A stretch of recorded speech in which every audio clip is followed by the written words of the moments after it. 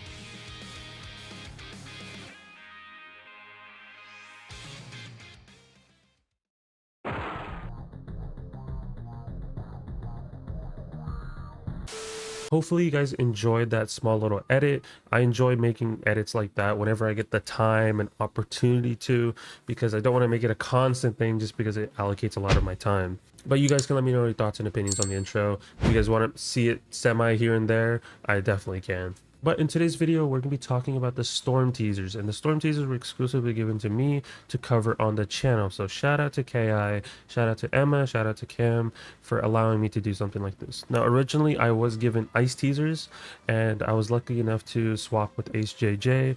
They gave me the opportunity to swap with them because I kind of wanted to do Storm teasers instead of Ice, and they were completely fine with it. So thank you to HHA for letting me swap with you and cover Storm on the channel. I just really was looking forward to Storm as a whole. It's a school that I always play.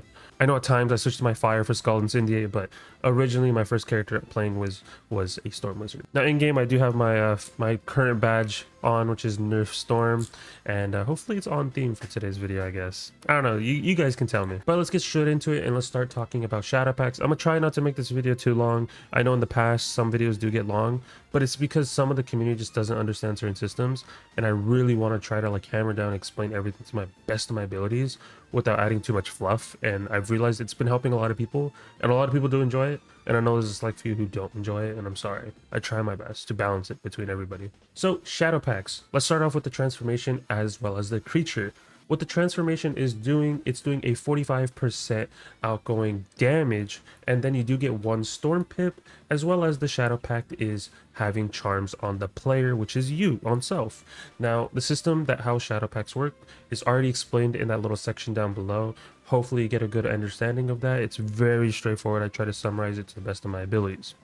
And then you do have the creature. It does basically a natural attack, a 75 shadow damage hit, and then it puts 3 blades on yourself that are plus 20%, and then on top of that, the shadow pact is having damage overtimes on yourself.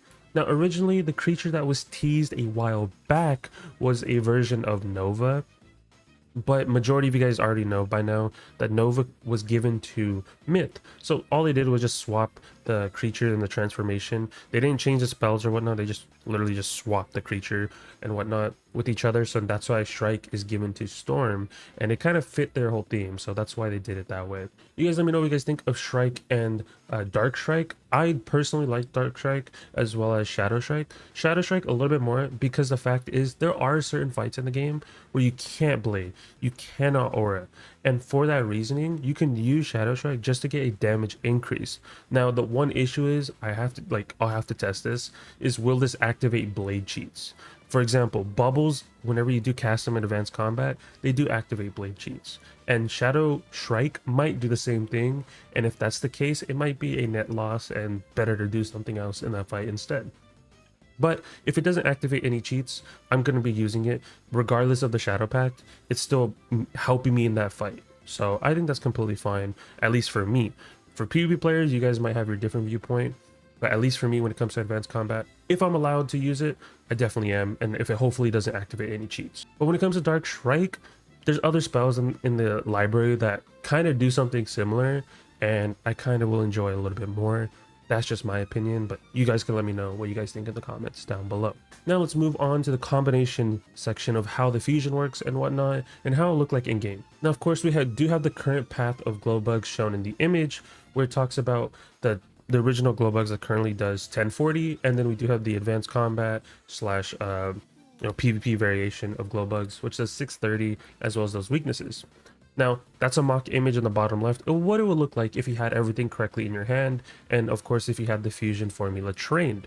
And then you do have the new paths of Glowbug and the Shadow Fusion version of Glowbug. Now the new Glowbug that does not have a Shad is doing 520, and the advanced combat variation is doing 510, and clearing 2 damage overtimes for weaknesses on the target. So if I clear 2 damage overtimes, it's going to put 2 weaknesses on the enemy that are minus 20%. But then you have the Shadow Fusion variation, which is doing 1145 storm damage as an AoE, right? Not a select target, thankfully, but it's an AoE.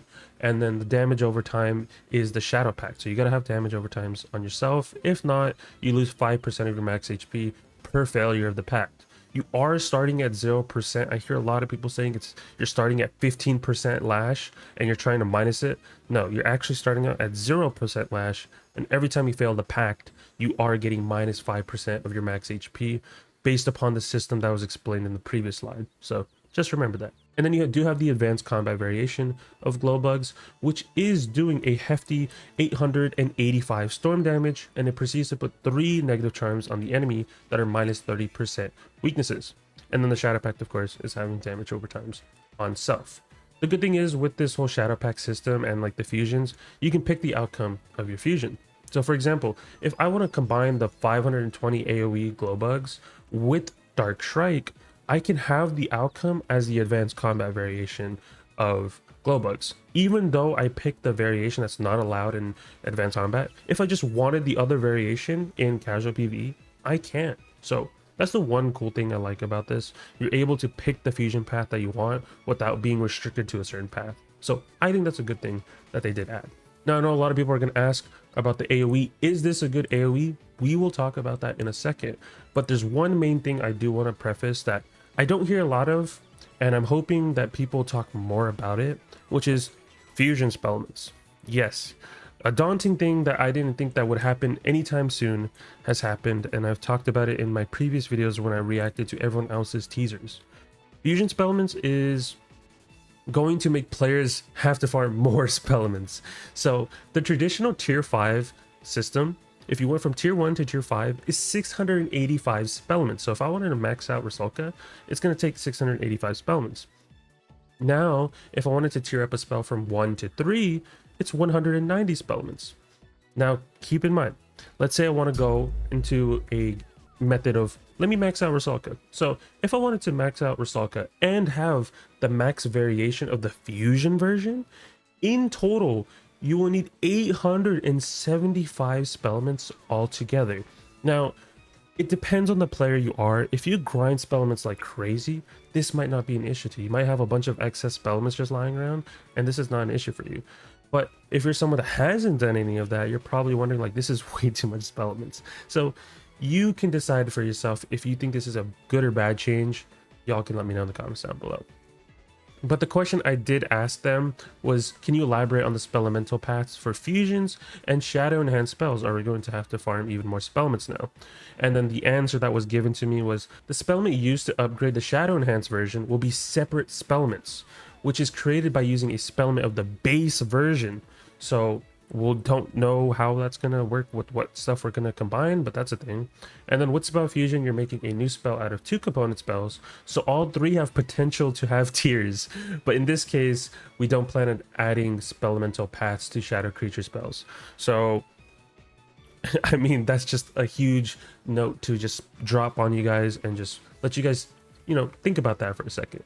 Because eventually it is possible having a tier 5 variation of the fusion, and you're going to have to farm double. So if you already have 685 and let's say you just have base tier 5 Rusalka, you're gonna have to farm another 685 to have the tier 5 fusion. So it is kind of scary to think about, but just want to at least talk about it and give awareness to it. And I want to see what you guys think, of course, as a viewer. And of course, this is what the new Spellment icons are going to look for the fusion Spellments. So just also putting that as well. Another thing is, before we venture into the other spells, I want to do a PvE AoE damage comparison. You guys can see some of the spells that are coming in with this update, and some spells that have already existed in this game. Now, I know Storm has so many AoEs, so I wanted to do something like this, where you see all the different AoEs and you can compare them. We have Tempest, Glowbug, the enhanced Shadow variation of Glowbug, Squall as well, Bunyip, which is tier 4, currently we don't have tier 5, and then we do have Sound and Musicology, the new one, Path A, as well as the Fusion Path A, and then Stormlord and Sirens. Now you guys can see a clear difference in damage between these. For example, if you get a round 1 Shad, you're going to Sound and Musicology. If you don't get a round 1 Shad, you're going to Bunyip. But if you haven't gotten to Wallaroo yet, you're going to use Glowbugs. Now if you haven't got Glowbugs yet, you will Tempest, if you get what I'm trying to point out. Now let's say round 2, you have 7 pips. Oh, if I have 7 pips, I'm just gonna Stormlord. Oh, I got a Shad. Oh, I'm just gonna Sound and Musicology. And it just so forth and so forth. Sound and Musicology is a really strong AoE, and whenever we talk about it a little bit later in this video, Sound and Musicology is like your new bread and butter for Storm AoEs if you do get a Shad.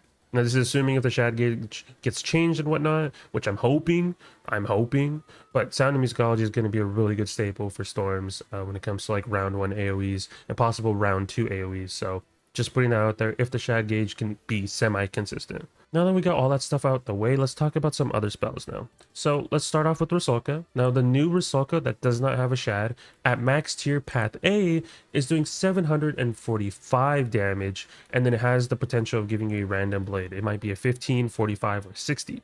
Then you do have the Path B variation of Rusalka, which is doing 695 at max tier, and then you can proceed to gambit a negative charm on the enemy for 55 chromatic blades in return. So if for some reason you're using Rusalka, let's just say on a Death Wizard, when you do the gambit and whatnot, you'll be getting Death Blades. If you wanted to use on ice, you'll be getting Ice Blades. That's how this chromatic system works if you are a brand new Wiz play. Now personally, I'm not too much of a fan of this spell at the base variation, just because if I want to use something that's just strictly damage, I'm just going to use Triton in most of my advanced combat scenarios. PP players might have a different take, of course, but for me, just Triton exists. Top path, of course, so I'm just going to use that, right? Even Catch of the Day exists where I can still do a little bit less damage, but I'm guaranteed a set amount of blade, while Rusalka's that randomness factor. And then Path B, when it comes to raids and advanced combat, you're not really ever doing this where it comes to gambiting negative charms in return of blades, just because if your opponent, for example, has Impair, you're just going to get your blades impaired off. And then, for example, in advanced combat, you don't usually do that. Majority of people just set up Jinns, Onis, and Owls and whatnot, so there's not really an opportunity to do something like this, unless you have to do multi-striking, but even then, catch exists, so there's that. Then you do have the Shadow Pact variation of Rusalka, where you combine Rusalka with Dark Strike, and these are the outcomes that you can possibly have depending on the path you chose. Top path is the new strongest hit in the game at base, which is 2005 damage. So this is a buff from the teaser that they showed a while back, but now it's doing 2005, which I don't know what's up with KI and their 5s, but hey. So it's doing 2005 damage, and then it still has the potential of giving you a random blade from 15, 45, or 60. The Shadow Pact is, though, having negative charms on your enemy. Path B is doing 1230 and then proceeding to give you 3 chromatic blades that are 60%, and the Shadow Pact is having negative charms on the enemy. Now, I'm a fan of the Path A, very strong Rusalka, I will say. It is better than Owl, but of course you are relying on the gauge. And another thing is, you are going to be allowed to use Jins and Onis now in regular combat. So you do have to think, depending on your team scenario, do you want to RNG you getting a Shad, or even forcing yourself to use a Shad build even to run Rusalkas, or do you want to start going for Jins and Onis in your regular combat? It just comes down to personal play and team scenarios and whatnot, but that really just comes down to you as a player. Path B though, I'm not too much of a fan of. Now, the only reason I'm saying this is because you're only getting 3 blades. Very easy impair, just impair that off. Why wouldn't you do that? You see someone cast Rusalka, oh, insta impair. Why not? Now, I feel like they should change this. Instead of being 3 blades, I feel like it should be 4. On the off chance something like that happens, I feel like we should be able to defend ourselves in some sort of way from the Shadow Pact, so we can at least get a turn to make up for that and whatnot. That's just my current take. I know other players will have their own takes on this, but I feel like it should be 4 blades in reality. I feel like it should be 4 or even 5, but I feel like the middle ground is 4 if I'm being genuine. So there's Rusalka. Then we move on to my favorite spell animation wise. We just want to preface this, animation wise, not spell design wise, animation wise, which is Iron Sultan. So now we do have the Shadowless Iron Sultan, which is doing 540 and it's a select target. Not a fan of. And then we do have the Path B, which is doing 385, but in return it is gambling a hot on yourself for 2 weaknesses on the enemy that are minus 45%. Now I can see this honestly semi being usable. If your hot is about to go away in 1 round and you don't really need it, you can just gambit that hot away and just put on 2 weaknesses on the enemy and use it to break a shield for 4 pips. That's just my honest take on that. But when it comes to raids and whatnot, you're not really using this. You're just really not. Now we can talk about the shadow variation of Iron Sultan. You do have Path A, which is doing 1495 storm damage, and then it proceeds to put 2 weaknesses on the enemy that are minus 45%. And the Shadow Pact is you need to have hots on yourself, which kind of brings this spell down a little bit. Then you have Path B, which is doing 885 storm damage, and then proceeding to put 4 weaknesses on the enemy that are minus 45%. So the one thing you do need to remember with this Iron Sultan is it is having hots on yourself. Now, me personally, when it comes to Path A, and I've talked about this for all of Mirage spells, I think Path A fusions, they shouldn't just be select targets, I'm gonna be honest. They should just be AoEs. I think strictly they should just make them 4 pips at this point that are just AoEs, but just shadow variations. Now, I wouldn't say make the base spell just like that, because it'll just be copy paste of traditional 4 pip AoEs for all the other schools. But I feel like for the fusion variation, it should just be an AoE. It's banned anyways from advanced combat and PvP. Might as well just make it an AoE at that point. And for the casual people, they're not going to be like trying to use select targets and trying to use divides. Thank God divides aren't in the game anymore, but these are now select targets. But I feel like for the casual players that, you know, the spell's already banned anyways, make it just an AoE at this point. And just in general on this Shadow Pact, it does require you to have hots on you. And majority of the time, who is heal spamming to that degree on a storm? I mean, maybe they're trying to, you know, try to enforce that a little bit maybe, but still, you're not really going to be putting a million hots on yourself as a storm. Majority of storms, if not every storm I feel like I see, is just doing strike out, strike out, strike out, and just say GG. Right, that's all I see. But we'll have to see what other spells get changed in this update, because of course there's other spells that haven't been mentioned that are possibly getting changes, and that might affect you actually wanting to use Iron Sultan or not. We'll have to see. Let's move on to Sound and Musicology. Top path is doing 475 storm damage and then giving you a 35 blade. And then you have Path B, which is doing 580 damage, and then you can gambit your blades in return of 50% storm blades. Now, Path A, be honest, you're not using, because when we talked about the AoE stuff in the other slide, there's a clear winner here, and I think you guys can know where I'm going with this. But when it comes to Path B, I don't really see people even probably using this in raids and like certain rematch strats and whatnot. There's just no reason to, because why would you use this when other spells in the library currently already do what this is to a certain extent, and I don't have to worry about gambiting blades. I can use other spells that will just give me a blade in return for just being a little bit less damage and whatnot, but getting more potent blades. And so Sound and Musicology Path B, I'm not a fan of. And when it comes to like blade stacking on a storm, you don't really see that either. It's literally just catch it a day, strike out type of deal. I don't know. That's just what I'd be seeing all the time when I'd be watching matches. Then we can move on to the other variation of Sound of Musicology, which Path A, very good. Honestly, there is no negative to this. I feel like every Storm should be rejoicing on something like this because the fact is it's a 1320 Storm hit. I know people really wanted a stronger variation of Sound of Musicology, clear to 1.5 or 1.6. If not, I feel like bugs should be stronger. Because Sound of Musicology is doing the exact same thing as bugs when it comes to pit value, but the Shadow Pact affects that damage. So maybe that plays a part as well. But still, 1320 storm damage, and then return you do get a blade. There is that. And the Shadow Pact is you gotta have blades on yourself. That blade will most likely just get fueled for the Shadow Pact anyways, so that's something you should be looking out for. Then you have the Path B variation of Sound of Musicology, which is doing 1000 storm damage right on the dot. And then it proceeds to give you 365 storm blades. The Shadow Pact is blades on self. Now look, I've had this same argument with Raging Bull. This is one of the spells where it just, the Shadow Pact is going to be consuming the blades that it grants you from this spell anyways.